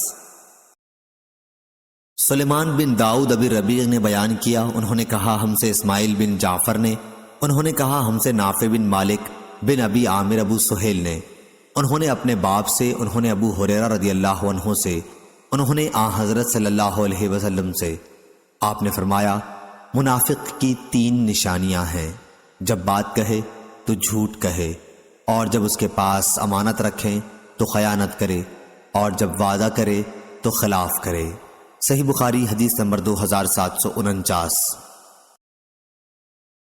حکیم بن حزام مشہور صحابی نے بیان کیا، میں نے حضرت صلی اللہ علیہ وسلم سے پانی مانگا، آپ نے مجھ کو دیا، پھر مانگا، پھر آپ نے دیا، پھر فرمانے لگے حکیم یہ دنیا کا روپیہ پیسہ دیکھنے میں خوشنما اور مزے میں شیریں ہے، لیکن جو کوئی اس کو سیر چشمی سے لے اس کو برکت ہوتی ہے، اور جو کوئی جان لڑا کر حرص کے ساتھ اس کو لے اس کو برکت نہ ہوگی۔ اس کی مثال ایسی ہے جو کماتا ہے لیکن سیر نہیں ہوتا، اور اوپر والا دینے والا ہاتھ نیچے والے لینے والے ہاتھ سے بہتر ہے۔ حکیم نے عرض کیا یا رسول اللہ صلی اللہ علیہ وسلم، قسم اس کی جس نے آپ کو سچا پیغمبر کر کے بھیجا، میں تو آج سے آپ کے بعد کسی سے کوئی چیز کبھی نہیں لینے کا، مرنے تک۔ پھر حکیم کا یہ حال رہا کہ ابو بکر صدیق رضی اللہ عنہ ان کا سالانہ وظیفہ دینے کے لیے ان کو بلاتے، وہ اس کے لینے سے انکار کرتے۔ پھر حضرت عمر رضی اللہ عنہ نے بھی اپنی خلافت میں ان کو بلایا ان کا وظیفہ دینے کے لیے، لیکن انہوں نے انکار کیا۔ حضرت عمر کہنے لگے مسلمانوں تم گواہ رہنا، حکیم کو اس کا حق جو لوٹ کے مال میں اللہ نے رکھا ہے دیتا ہوں، وہ نہیں لیتا۔ غرض حکیم نے حضرت صلی اللہ علیہ وسلم کے بعد پھر کسی شخص سے کوئی چیز قبول نہیں کی، اپنا وظیفہ بھی بیت المال میں سے نہ لیا، یہاں تک کہ ان کی وفات ہو گئی، اللہ ان پر رحم کرے۔ صحیح بخاری حدیث نمبر 2750۔ سالم نے خبر دی، انہوں نے عبداللہ بن عمر رضی اللہ عنہ سے، انہوں نے کہا میں نے حضرت صلی اللہ علیہ وسلم سے سنا، آپ فرماتے تھے تم میں سے ہر کوئی نگہبان ہے اور اپنی رعیت کے بارے میں پوچھا جائے گا، حاکم بھی نگہبان ہے اور اپنی رعیت کے بارے میں پوچھا جائے گا، اور مرد اپنے گھر والوں کا نگہبان ہے اور اپنی رعیت کے بارے میں پوچھا جائے گا، اور عورت اپنے خاوند کے گھر کی نگہبان ہے، اپنی رعیت کے بارے میں پوچھی جائے گی، اور غلام اپنے صاحب کے مال کا نگہبان ہے اور اپنی رعیت کے بارے میں پوچھا جائے گا۔ ابن عمر رضی اللہ عنہ نے کہا میں سمجھتا ہوں آپ نے یہ بھی فرمایا کہ مرد اپنے باپ کے مال کا نگہبان ہے اور اپنی رعیت کے بارے میں پوچھا جائے گا۔ صحیح بخاری حدیث نمبر 2751۔ امام مالک نے خبر دی، انہوں نے اسحاق بن عبداللہ بن ابی طلحہ سے، انہوں نے انس رضی اللہ عنہ سے سنا، انہوں نے کہا حضرت صلی اللہ علیہ وسلم نے ابو طلحہ سے فرمایا جب انہوں نے اپنا باغ بیرحا اللہ کی راہ میں دینا چاہا، میں مناسب سمجھتا ہوں تو یہ باغ اپنے عزیزوں کو دے دے۔ ابو طلحہ نے کہا بہت خوب، ایسا ہی کروں گا۔ پھر ابو طلحہ نے وہ باغ اپنے عزیزوں اور چچا کے بیٹوں میں تقسیم کر دیا۔ اور ابن عباس رضی اللہ عنہ نے کہا جب سورہ شعراء کی یہ آیت اتری اور اپنے قریب کے ناتے والوں کو خدا کے عذاب سے ڈرا تو حضرت صلی اللہ علیہ وسلم قریش کے خاندانوں بنی فہر بن عدی کو پکارنے لگے، ان کو ڈرایا، اور ابو ہریرہ رضی اللہ عنہ نے کہا جب یہ آیت اتری وَأَنذِرْ عَشِيرَتَكَ الْأَقْرَبِينَ، حضرت صلی اللہ علیہ وسلم نے فرمایا اے قریش کے لوگو اللہ سے ڈرو۔ صحیح بخاری حدیث نمبر 2752۔ سعید بن مسیب اور ابو سلمہ بن عبد الرحمن نے خبر دی کہ ابو ہریرہ رضی اللہ عنہ نے کہا جب سورہ شعراء کی آیت اللہ تعالیٰ نے اتاری اور اپنے نزدیک ناتے والوں کو اللہ کے عذاب سے ڈرا تو رسول اللہ صلی اللہ علیہ وسلم نے فرمایا قریش کے لوگوں یا ایسا ہی کوئی اور کلمہ، تم لوگ اپنی اپنی جانوں کو نیک اعمال کے بدلے مول لے لو، بچا لو، میں اللہ کے سامنے تمہارے کچھ کام نہیں آنے کا۔ یعنی اس کی مرضی کے خلاف میں کچھ نہیں کر سکنے کا۔ عبد مناف کے بیٹو، میں اللہ کے سامنے تمہارے کچھ کام نہیں آنے کا۔ عباس عبد المطلب کے بیٹے، میں اللہ کے سامنے کچھ کام نہیں آنے کا۔ صفیہ میری پھوپھی، میں اللہ کے سامنے تمہارے کچھ کام نہیں آنے کا۔ فاطمہ رضی اللہ عنہا، بیٹی تو چاہے میرا مال مانگ لے لیکن اللہ کے سامنے تیرے کچھ کام نہیں آئے گا۔ ابو الیمان کے ساتھ حدیث کو اسبغ نے بھی عبداللہ بن وہب سے، انہوں نے یونس سے، انہوں نے ابن شہاب سے روایت کیا۔ صحیح بخاری حدیث نمبر 2753۔ ابو ایوانہ نے بیان کیا، ان سے قتادہ نے اور ان سے انس رضی اللہ عنہ نے، کہ نبی کریم صلی اللہ علیہ وسلم نے دیکھا کہ ایک شخص قربانی کا اونٹ ہانک کے لیے جا رہا ہے۔ حضرت صلی اللہ علیہ وسلم نے اس سے فرمایا کہ اس پر سوار ہو جا۔ اس صاحب نے کہا کہ یا رسول اللہ، یہ قربانی کا اونٹ ہے۔ آپ نے تیسری یا چوتھی بار فرمایا افسوس، سوار بھی ہو جا، یا آپ نے ویلکا کے بجائے ویحکا فرمایا، جس کے معنی بھی وہی ہیں۔ صحیح بخاری حدیث نمبر 2754۔ امام مالک نے بیان کیا، ان سے ابو زناد نے، ان سے اعرج نے اور ان سے ابو ہریرہ رضی اللہ عنہ نے، کہ رسول اللہ صلی اللہ علیہ وسلم نے دیکھا کہ ایک صاحب قربانی کا اونٹ ہانکے لیے جا رہے ہیں۔ آپ نے فرمایا کہ اس پر سوار ہو جا، لیکن انہوں نے معذرت کی کہ یا رسول اللہ صلی اللہ علیہ وسلم، یہ تو قربانی کا ہے۔ آپ صلی اللہ علیہ وسلم نے پھر فرمایا کہ سوار بھی ہو جا۔ افسوس، یہ کلمہ آپ صلی اللہ علیہ وسلم نے تیسری یا چوتھی مرتبہ فرمایا تھا۔ صحیح بخاری حدیث نمبر 2755۔ ابن جریج نے خبر دی، کہا کہ مجھے یعلی بن مسلم نے خبر دی، انہوں نے اکرمہ سے سنا، وہ بیان کرتے تھے کہ ہمیں ابن عباس رضی اللہ عنہ نے خبر دی کہ سعد بن عبادہ رضی اللہ عنہ کی ماں عمرہ بنت مسعود کا انتقال ہوا اور وہ ان کی خدمت میں موجود نہیں تھے۔ انہوں نے آ کر رسول اللہ صلی اللہ علیہ وسلم سے پوچھا، یا رسول اللہ صلی اللہ علیہ وسلم، میری والدہ کا جب انتقال ہوا تو میں ان کی خدمت میں حاضر نہیں تھا، کیا اگر میں کوئی چیز صدقہ کروں تو اس سے انہیں فائدہ پہنچ سکتا ہے؟ آپ صلی اللہ علیہ وسلم نے اس بات میں جواب دیا تو انہوں نے کہا کہ میں آپ کو گواہ بناتا ہوں کہ میرا مخراف نامی باغ ان کی طرف سے صدقہ ہے۔ صحیح بخاری حدیث نمبر 2756۔ عبد الرحمن بن عبداللہ بن کعب نے خبر دی اور ان سے عبداللہ بن کعب نے بیان کیا کہ میں نے کعب بن مالک رضی اللہ عنہ سے سنا، وہ بیان کرتے تھے کہ میں نے عرض کیا، یا رسول اللہ، میری توبہ غزوہ تبوک میں نہ جانے کی قبول ہونے کا شکرانہ یہ ہے کہ میں اپنا مال اللہ اور اس کے رسول صلی اللہ علیہ وسلم کے راستے میں دے دوں۔ آپ نے فرمایا کہ اگر اپنے مال کا ایک حصہ اپنے پاس ہی باقی رکھو تو تمہارے حق میں یہ بہتر ہے۔ میں نے عرض کیا کہ پھر میں اپنا خیبر کا حصہ اپنے پاس محفوظ رکھتا ہوں۔ صحیح بخاری حدیث نمبر 2757۔ عبدالعزیز بن عبداللہ بن ابی سلمہ نے خبر دی، انہیں اسحاق بن عبداللہ بن ابی طلحہ نے امام بخاری رحمہ اللہ نے کہا کہ میں سمجھتا ہوں کہ یہ روایت انہوں نے انس رضی اللہ عنہ سے کی ہے کہ انہوں نے بیان کیا، جب سورہ آل عمران کی یہ آیت نازل ہوئی کہ تم نیکی ہرگز نہیں پا سکتے جب تک اس مال میں سے خرچ نہ کرو جو تم کو زیادہ پسند ہے، تو ابو طلحہ رضی اللہ عنہ رسول اللہ صلی اللہ علیہ وسلم کی خدمت میں حاضر ہوئے اور عرض کیا، یا رسول اللہ صلی اللہ علیہ وسلم، اللہ تبارک و تعالی اپنی کتاب میں فرماتا ہے کہ تم نیکی ہرگز نہیں پا سکتے جب تک اس مال میں سے خرچ نہ کرو جو تم کو زیادہ پسند ہے، اور میرے اموال میں سب سے پسند مجھے بیرحا ہے۔ بیان کیا کہ بیرحا ایک باغ تھا، رسول اللہ صلی اللہ علیہ وسلم بھی اس میں تشریف لے جایا کرتے، اس کے سائے میں بیٹھتے اور اس کا پانی پیتے۔ ابو طلحہ نے کہا کہ اس لیے وہ اللہ عز و جل کی راہ میں صدقہ اور رسول اللہ صلی اللہ علیہ وسلم کے لیے ہے، میں اس کی نیکی اور اس کے ذخیرہ آخرت ہونے کی امید رکھتا ہوں، بس یا رسول اللہ صلی اللہ علیہ وسلم، جس طرح اللہ آپ کو بتائے اسے خرچ کیجئے۔ رسول اللہ صلی اللہ علیہ وسلم نے فرمایا، واہ واہ، شاباش ابو طلحہ، یہ تو بڑا نفع بخش مال ہے، ہم تم سے اسے قبول کر کے پھر تمہارے ہی حوالے کر دیتے ہیں، اور اب تم اسے اپنے عزیزوں کو دے دو۔ چنانچہ ابو طلحہ رضی اللہ عنہ نے وہ باغ اپنے عزیزوں کو دے دیا۔ انس رضی اللہ عنہ نے بیان کیا کہ جن لوگوں کو باغ آپ نے دیا تھا ان میں ابی اور حسان رضی اللہ عنہ تھے، انہوں نے بیان کیا کہ حسان رضی اللہ عنہ نے اپنا حصہ معاویہ رضی اللہ عنہ کو بیچ دیا، تو کسی نے ان سے کہا کہ کیا آپ ابو طلحہ رضی اللہ عنہ کا دیا ہوا مال بیچ رہے ہیں؟ حسان رضی اللہ عنہ نے جواب دیا کہ میں کھجور کا 1 صاع روپوں کے 1 صاع کے بدل کیوں نہ بیچوں؟ انس نے کہا یہ باغ بن حدیلہ کے محلے کے قریب تھا جسے معاویہ رضی اللہ عنہ نے بطور قلعے کے تعمیر کیا تھا۔ صحیح بخاری حدیث نمبر 2758۔ ابو ایوانہ نے بیان کیا ابو بشر جعفر سے، ان سے سعید بن جبیر نے اور ان سے ابن عباس رضی اللہ عنہ نے فرمایا کہ کچھ لوگ گمان کرنے لگے ہیں کہ یہ آیت جس کا ذکر عنوان میں ہوا میراث کی آیت سے منسوخ ہو گئی ہے۔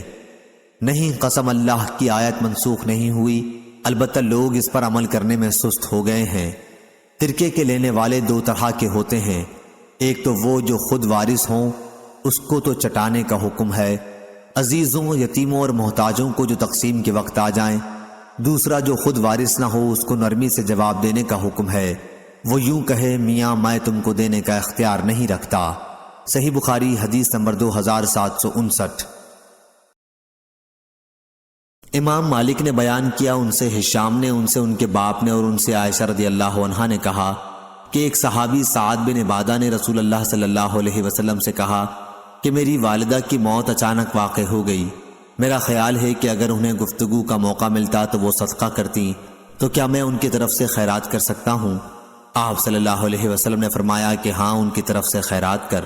صحیح بخاری حدیث نمبر 2760۔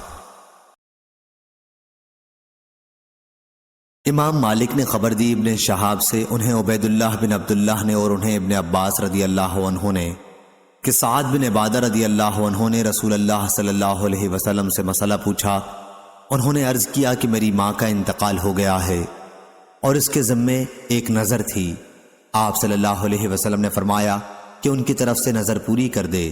صحیح بخاری حدیث نمبر 2761۔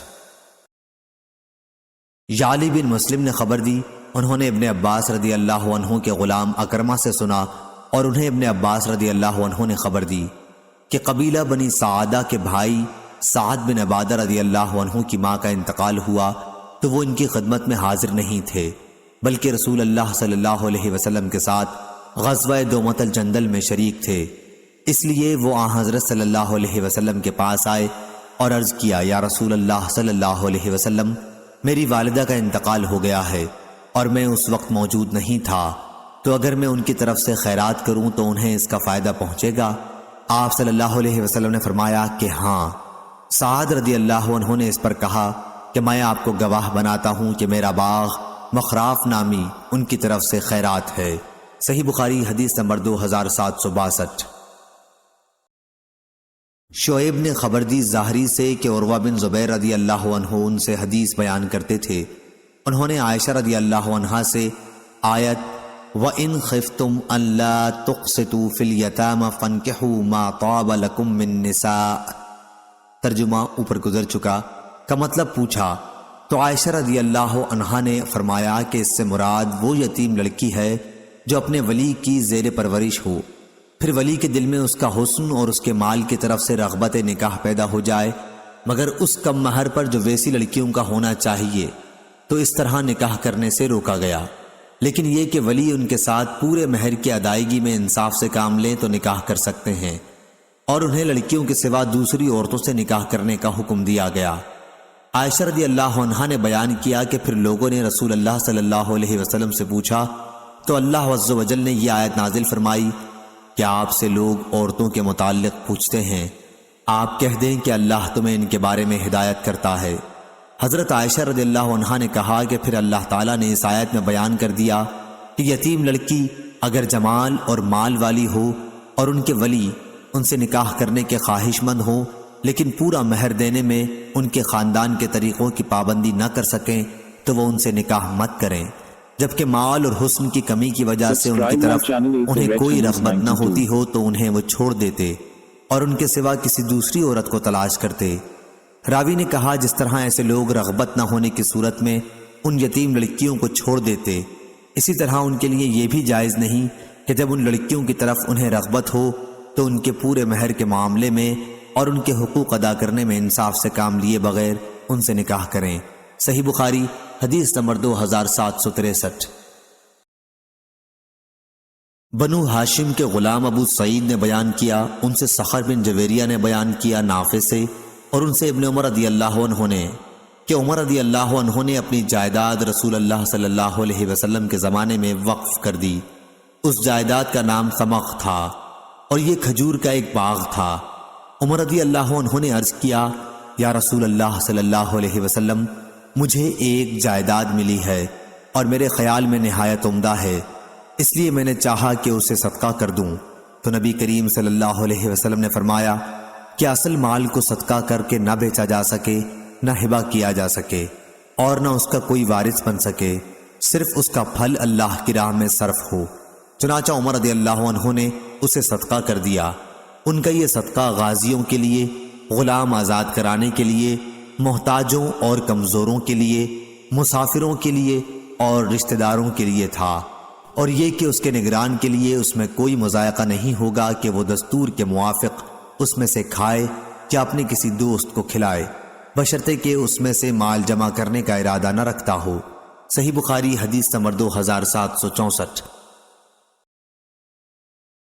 ابو اسامہ نے بیان کیا ہشام سے، ان کے والد نے اور ان سے عائشہ رضی اللہ عنہا نے قرآن مجید کی اس آیت، اور جو شخص مالدار ہو وہ اپنے کو یتیم کے مال سے بالکل روکے رکھے، البتہ جو شخص نادار ہو تو وہ دستور کے مطابق کھا سکتا ہے، کے بارے میں فرمایا کہ یتیموں کے ولیوں کے بارے میں نازل ہوئی کہ یتیم کے مال میں سے اگر ولی نادار ہو تو دستور کے مطابق اس کے مال میں سے لے سکتا ہے۔ صحیح بخاری حدیث نمبر 2765۔ ابو غیث نے بیان کیا اور ان سے حضرت ابو ہریرہ رضی اللہ عنہ نے بیان کیا کہ رسول اللہ صلی اللہ علیہ وسلم نے فرمایا، 7 گناہوں سے جو تباہ کر دینے والے ہیں بچتے رہو۔ صحابہ نے پوچھا، یا رسول اللہ وہ کون سے گناہ ہیں؟ آپ نے فرمایا کہ اللہ کے ساتھ کسی کو شریک ٹھہرانا، جادو کرنا، کسی کی ناحق جان لینا کہ جسے اللہ تعالیٰ نے حرام قرار دیا ہے، سود کھانا، یتیم کا مال کھانا، لڑائی میں سے بھاگ جانا، پاک دامن بھولی بھالی ایمان والی عورتوں پر تہمت لگانا۔ صحیح بخاری حدیث نمبر 2766۔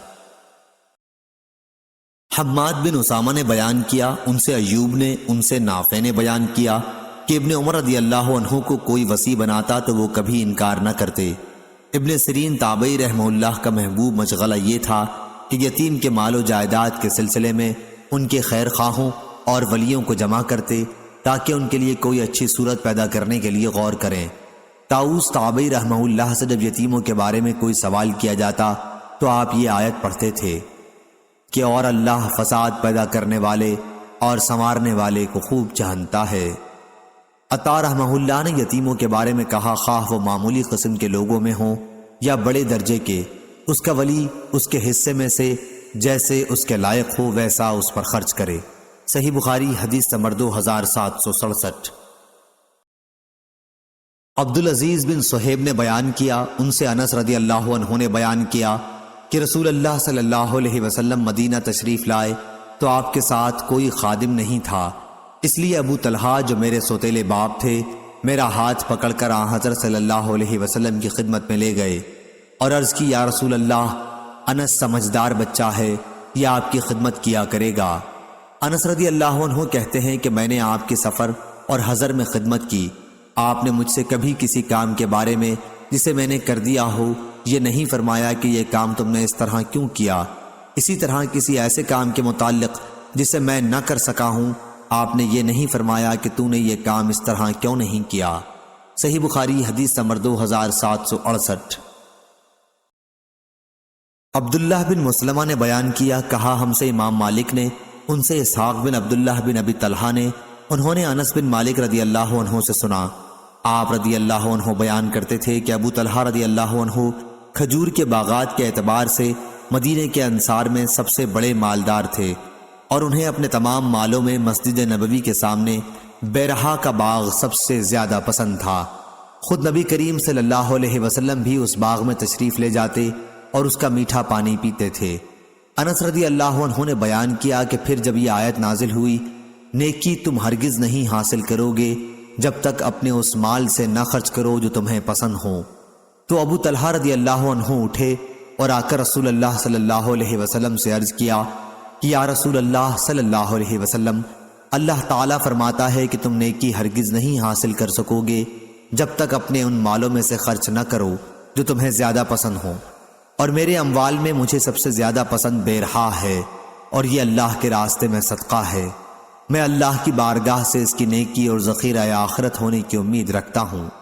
آپ کو جہاں اللہ تعالیٰ بتائے اسے خرچ کریں۔ حضرت صلی اللہ علیہ وسلم نے فرمایا، شاباش، یہ تو بڑا فائدہ بخش مال ہے۔ یا آپ نے بجائے رابح کے رائح کہا۔ یہ شک عبداللہ بن مسلمہ راوی کو ہوا تھا، اور جو کچھ تم نے کہا میں نے سن لیا ہے، اور میرا خیال ہے کہ تم اسے اپنے ناتے والوں کو دے دو۔ ابو طلحہ نے عرض کیا، یا رسول اللہ صلی اللہ علیہ وسلم، میں ایسا ہی کروں گا۔ چنانچہ انہوں نے اپنے عزیزوں اور اپنے چچا کے لڑکوں میں تقسیم کر دیا۔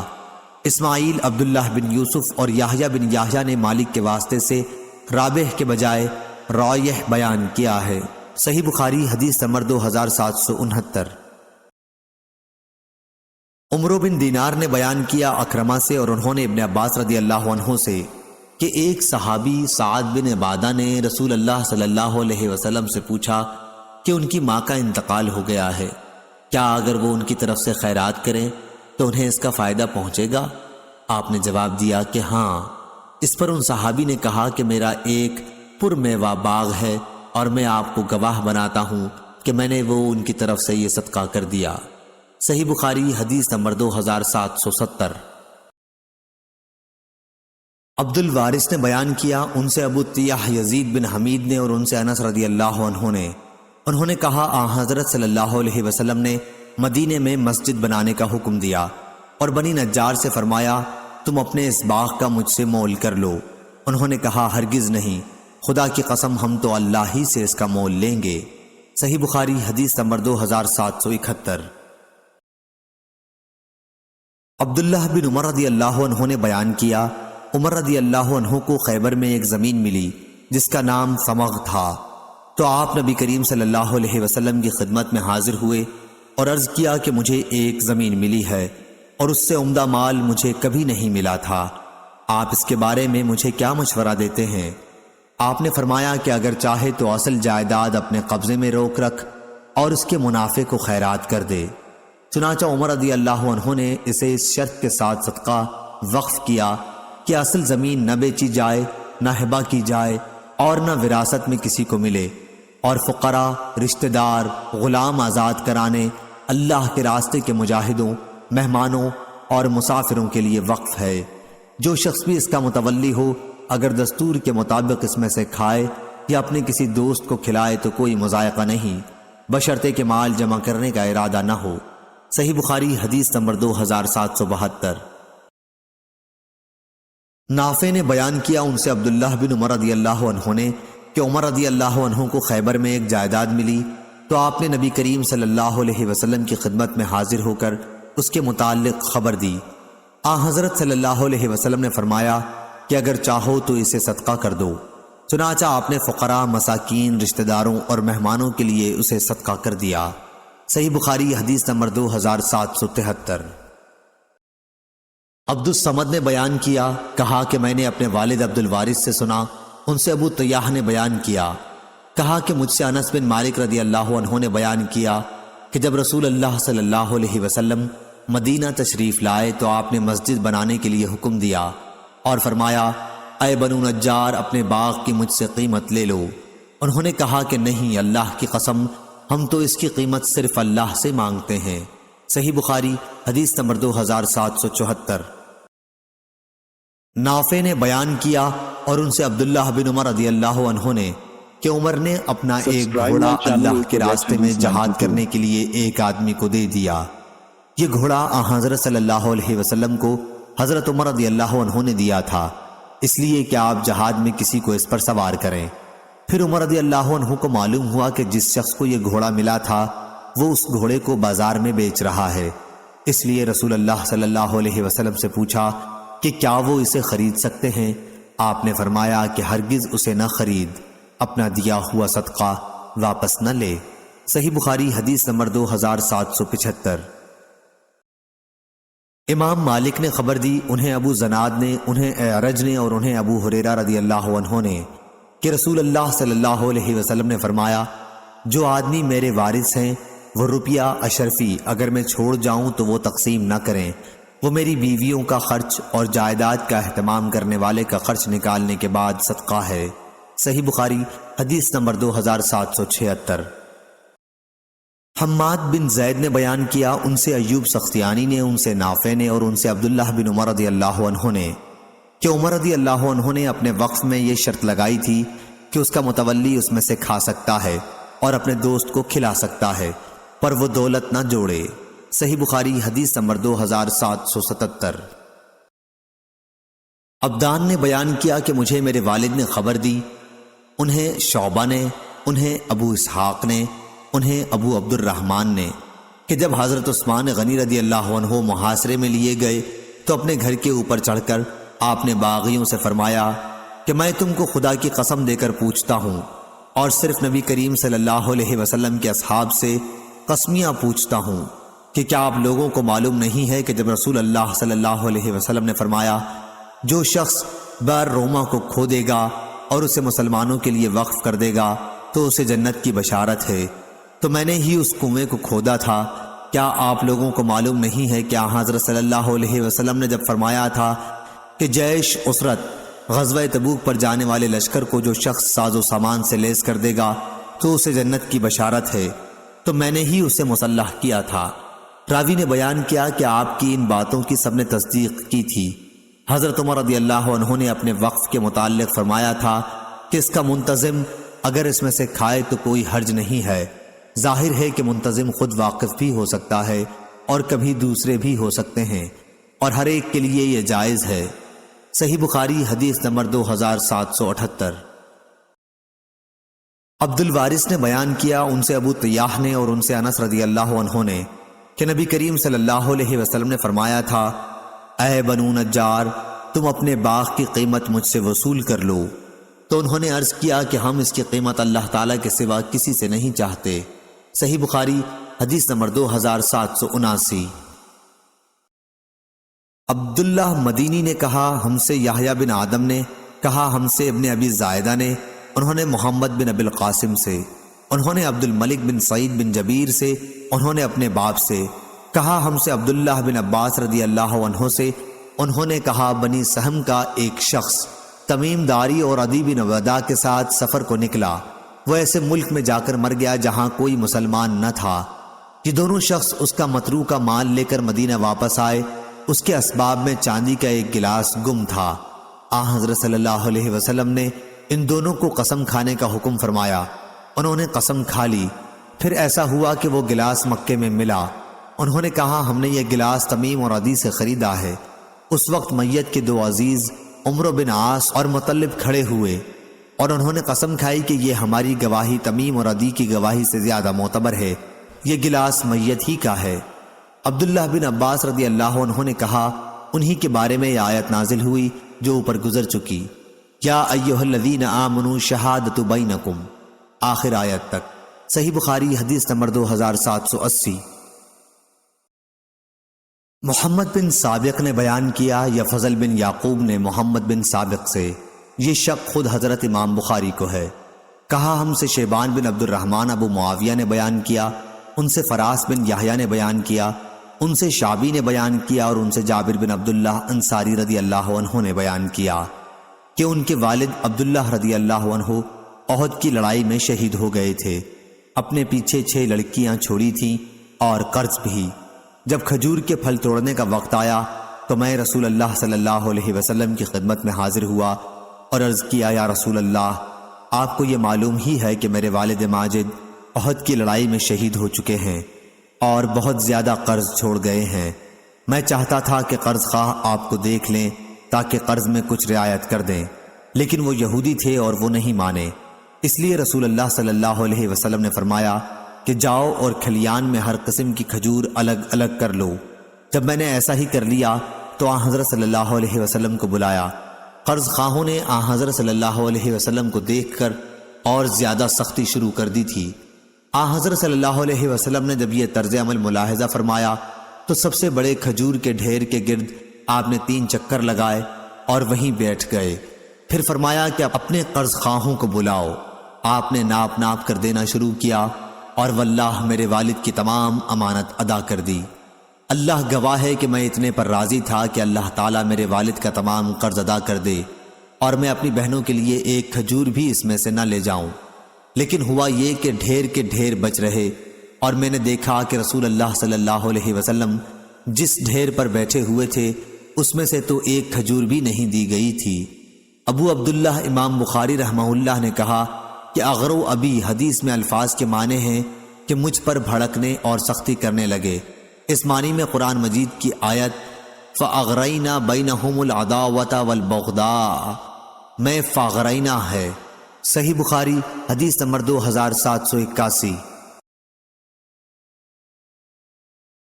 مالک بن مغول نے بیان کیا، کہا کہ میں نے ولید بن عیزار سے سنا، ان سے سعید بن عیاس ابو عمرو شیبانی نے بیان کیا اور ان سے عبداللہ بن مسعود رضی اللہ عنہ نے کہا کہ میں نے رسول اللہ صلی اللہ علیہ وسلم سے پوچھا کہ دین کے کاموں میں کون سا عمل افضل ہے؟ آپ صلی اللہ علیہ وسلم نے فرمایا کہ وقت پر نماز پڑھنا۔ میں نے پوچھا اس کے بعد؟ آپ صلی اللہ علیہ وسلم نے فرمایا والدین کے ساتھ نیک سلوک کرنا۔ میں نے پوچھا اور اس کے بعد؟ آپ نے فرمایا کہ اللہ کے راستے میں جہاد کرنا۔ پھر میں نے آپ سے زیادہ سوالات نہیں کیے ورنہ آپ اسی طرح ان کے جوابات عنایت فرماتے۔ صحیح بخاری حدیث نمبر 2782۔ منصور بن معتمر نے بیان کیا مجاہد سے، انہوں نے طاؤس سے اور ان سے ابن عباس رضی اللہ عنہ نے بیان کیا کہ رسول اللہ صلی اللہ علیہ وسلم نے فرمایا فتح مکہ کے بعد اب ہجرت فرض نہیں رہی، البتہ جہاد اور نیت بخیر کرنا اب بھی باقی ہیں، اور جب تمہیں جہاد کے لیے بلایا جائے تو نکل کھڑے ہوا کرو۔ صحیح بخاری حدیث نمبر 2783۔ خالد بن عبداللہ نے بیان کیا، کہا ہم سے حبیب بن ابی عمرہ نے بیان کیا عائشہ بنت طلحہ سے اور ان سے عائشہ رضی اللہ عنہا ام المومنین نے کہ انہوں نے پوچھا یا رسول اللہ صلی اللہ علیہ وسلم ہم سمجھتے ہیں کہ جہاد افضل اعمال میں سے ہے، پھر ہم عورتیں بھی کیوں نہ جہاد کریں؟ آپ نے فرمایا لیکن سب سے افضل جہاد مقبول حج ہے جس میں گناہ نہ ہو۔ صحیح بخاری حدیث نمبر 2784۔ زکوان نے بیان کیا اور ان سے ابو ہریرہ رضی اللہ عنہ نے بیان کیا کہ ایک صاحب نام نامعلوم رسول اللہ صلی اللہ علیہ وسلم کی خدمت میں آئے اور عرض کیا کہ مجھے کوئی ایسا عمل بتا دیجئے جو ثواب میں جہاد کے برابر ہو۔ حضور اکرم صلی اللہ علیہ وسلم نے فرمایا ایسا کوئی عمل میں نہیں پاتا۔ پھر آپ نے فرمایا کیا تم اتنا کر سکتے ہو کہ جب مجاہد جہاد کے لیے نکلے تو تم اپنی مسجد میں آ کر برابر نماز پڑھنی شروع کر دو اور نماز پڑھتے رہو اور درمیان میں کوئی سستی اور کاہلی تمہیں محسوس نہ ہو، اسی طرح روزے رکھنے لگو اور کوئی دن بغیر روزے کے نہ گزرے۔ ان صحاب نے عرض کیا بھلا ایسا کون کر سکتا ہے؟ ابو ہریرہ رضی اللہ عنہ نے فرمایا کہ مجاہد کا گھوڑا جب رسی میں بندھا ہوا زمین پر پاؤں مارتا ہے تو اس پر بھی اس کے لیے نیکیاں لکھی جاتی ہیں۔ صحیح بخاری حدیث نمبر 2785۔ عطا بن یزید لیثی نے کہا اور ان سے ابو سعید خدری رضی اللہ عنہ نے بیان کیا کہ عرض کیا یا رسول اللہ صلی اللہ علیہ وسلم کون شخص سب سے افضل ہے؟ آپ صلی اللہ علیہ وسلم نے فرمایا وہ مومن جو اللہ کے راستے میں اپنی جان اور مال سے جہاد کرے۔ صحابہ رضی اللہ عنہم نے پوچھا اور اس کے بعد کون؟ فرمایا وہ مومن جو پہاڑ کی کسی گھاٹی میں رہنا اختیار کرے، اللہ تعالیٰ کا خوف رکھتا ہو اور لوگوں کو چھوڑ کر اپنی برائی سے ان کو محفوظ رکھے۔ صحیح بخاری حدیث نمبر 2786۔ سعید بن مسیب نے خبر دی اور ان سے ابو ہریرہ رضی اللہ عنہ نے بیان کیا کہ میں نے رسول اللہ صلی اللہ علیہ وسلم سے سنا، آپ صلی اللہ علیہ وسلم فرما رہے تھے کہ اللہ کے راستے میں جہاد کرنے والے کی مثال، اور اللہ تعالیٰ اس شخص کو خوب جانتا ہے جو خلوص دل کے ساتھ صرف اللہ کی رضا کے لیے اللہ کے راستے میں جہاد کرتا ہے، اس شخص کی سی ہے جو رات میں برابر نماز پڑھتا رہے اور دن میں برابر روزے رکھتا رہے، اور اللہ تعالیٰ نے اپنے راستے میں جہاد کرنے والے کے لیے اس کی ذمہ داری لے لی ہے کہ اگر اسے شہادت دے گا تو اسے بے حساب و کتاب جنت میں داخل کرے گا، یا پھر زندہ و سلامت گھر، ثواب اور مال غنیمت کے ساتھ واپس کرے گا۔ صحیح بخاری حدیث نمبر 2787۔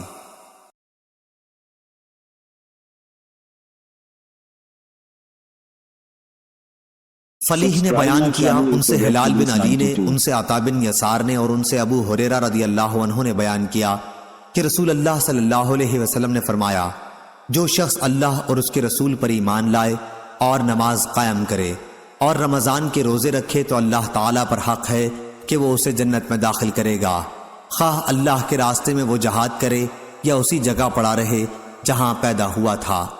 صحابہ نے عرض کیا، یا رسول اللہ صلی اللہ علیہ وسلم، کیا ہم لوگوں کو اس کی بشارت نہ دے دیں؟ آپ نے فرمایا کہ جنت میں 100 درجے ہیں جو اللہ تعالیٰ نے اپنے راستے میں جہاد کرنے والوں کے لیے تیار کیے ہیں۔ ان کے 2 درجوں میں اتنا فاصلہ ہے جتنا آسمان و زمین میں ہے، اس لیے جب اللہ تعالیٰ سے مانگنا ہو تو فردوس مانگو، کیونکہ وہ جنت کا سب سے درمیانی درجہ ہے اور جنت کے سب سے بلند درجے پر ہے۔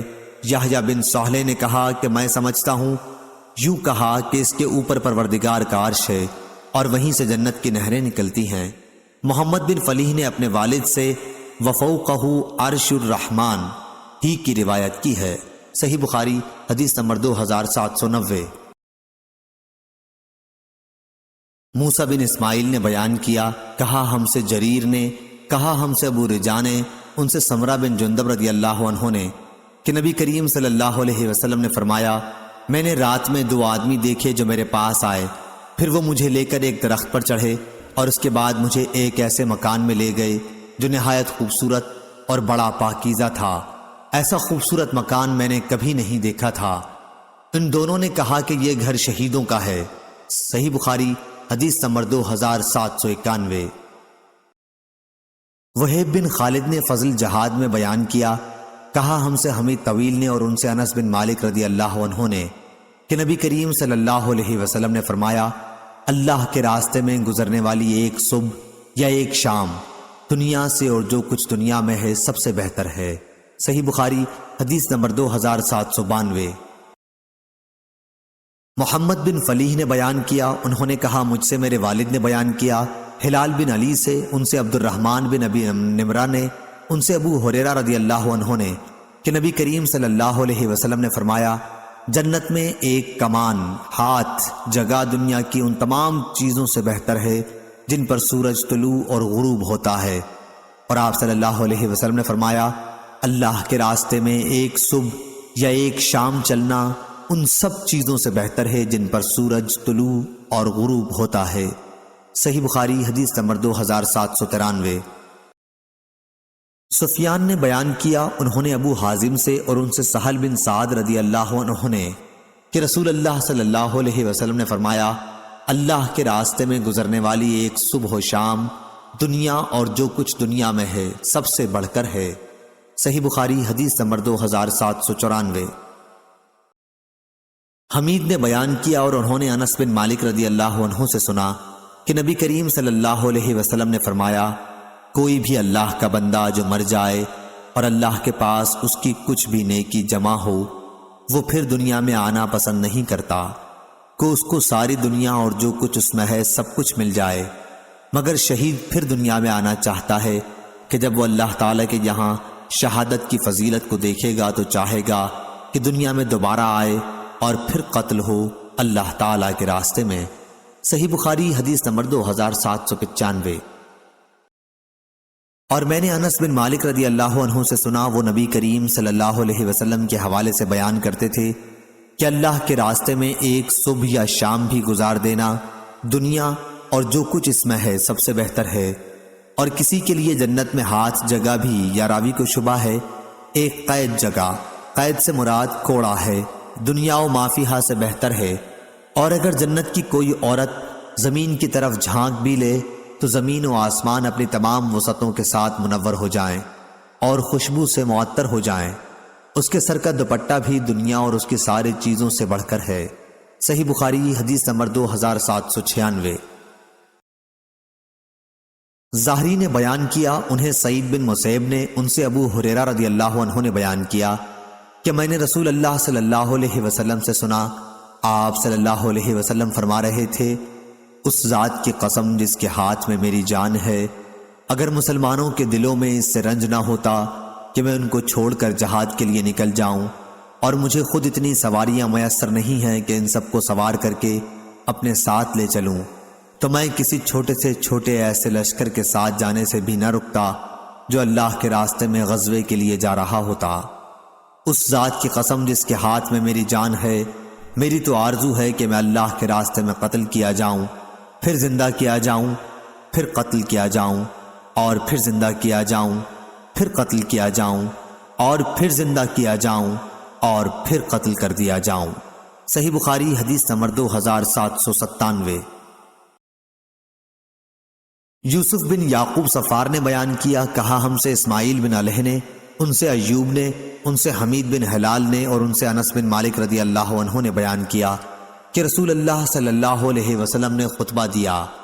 آپ نے فرمایا، فوج کا جھنڈا اب زید نے اپنے ہاتھ میں لیا اور وہ شہید کر دیے گئے، پھر جعفر نے لے لیا اور وہ بھی شہید کر دیے گئے، پھر عبداللہ بن رواحہ نے لے لیا اور وہ بھی شہید کر دیے گئے، اور اب کسی ہدایت کا انتظار کیے بغیر خالد بن ولید نے جھنڈا اپنے ہاتھ میں لے لیا اور ان کے ہاتھ پر اسلامی لشکر کو فتح ہوئی۔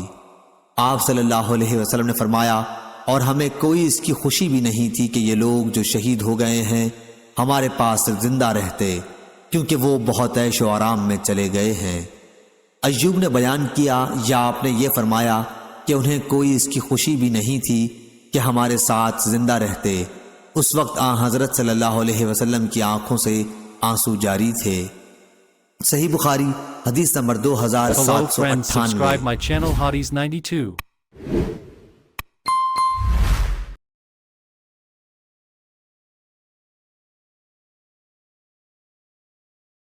Subscribe my channel. Hello for friends, Red subscribe my 92. channel Hotties 92.